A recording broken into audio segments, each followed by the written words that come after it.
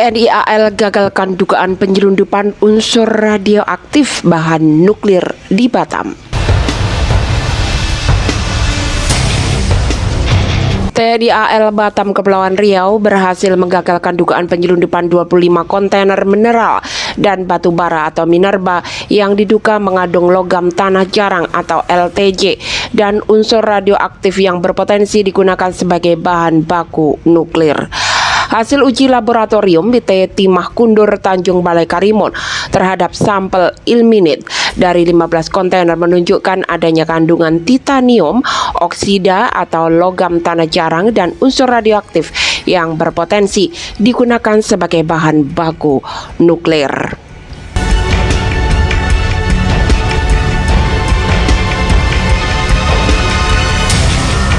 Beberapa kandungan yang ditemukan antara lain zirconium oksid, thorium oksid, neodymium oksid, triuranium oktasida, dan cerium oksid.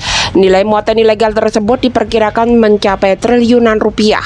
Barang bukti kini diamankan di dermaga Mako Kodairal 4 Batam untuk proses penyelidikan lebih lanjut.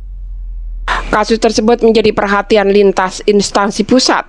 Kasum TNI bersama Satgas Penertiban Kawasan Hutan atau PKH meninjau langsung kapal TB Capricorn 106 TK Capricorn 92210 yang membawa muatan tersebut pada Selasa 26 Mei 2026.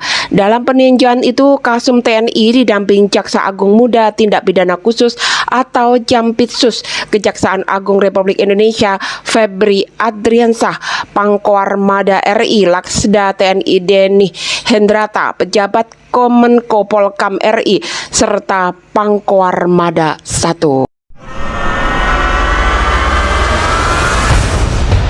Kasus tersebut menjadi perhatian lintas instansi pusat. Kasum TNI bersama Satgas Penertiban Kawasan Hutan atau PKH meninjau langsung kapal TB Capricorn 106 TK Capricorn 92210 yang membawa muatan tersebut pada Selasa 26 Mei 2026. Dalam peninjauan itu, Kasum TNI didamping Jaksa Agung Muda Tindak Pidana Khusus atau Jampitsus Kejaksaan Agung Republik Indonesia Febri Adriansah, Pangkoarmada RI, Laksda TNI Denny Hendrata, pejabat Kemenko Polkam RI, serta Pangkoarmada 1. Pada tanggal 17 Mei 2006, jajaran daripada Panglima Koarmada dalam hal ini adalah Kodairal Batam telah melakukan penangkapan terhadap kapal yang membawa kandungan tanah logam, mineral, termasuk juga ada unsur-unsur radioaktif. Ini sesuai dengan tugas pokok daripada Angkatan Laut. Dan yang pasti nanti prosesnya ini, hasil pengecekan ini akan kita telaah secara hukum dan berkajian, dan nanti mungkin Pak Jampitsus akan menyampaikan bagaimana proses hukum secara tegas selanjutnya. Dan perlu disampaikan juga di sini bahwa dari pimpinan TNI menyampaikan bahwa TNI dalam hal ini melalui TNI Angkatan Laut akan terus melakukan upaya-upaya tegas terhadap setiap penyelundupan lewat jalur laut. Apalagi kita ketahui Bapak Presiden Republik Indonesia mengatakan bahwa penyelundupan mineral khususnya rare earth ini salah satu yang menjadi atensi selain penyelundupan sumber daya alam lainnya. Rombongan disambut langsung Komandan Kodairal 4 Laksda TNI Berkat Widjanarko bersama jajaran pejabat utama Kodairal 4 di Bandara Hang Nadiem Batam. Dan Kodairal 4 menjelaskan pengungkapan kasus bermula dari patroli laut Koarmada RI menggunakan KRI Kujang 642 BK August Kamla Koarmada 1 pada 17 Mei 2026 di wilayah perairan Kepulauan Riau. Dari hasil penyelidikan sementara ditemukan dugaan pelanggaran kepabeanan dan tata niaga ekspor minerba yang berpotensi merugikan negara dalam jumlah besar.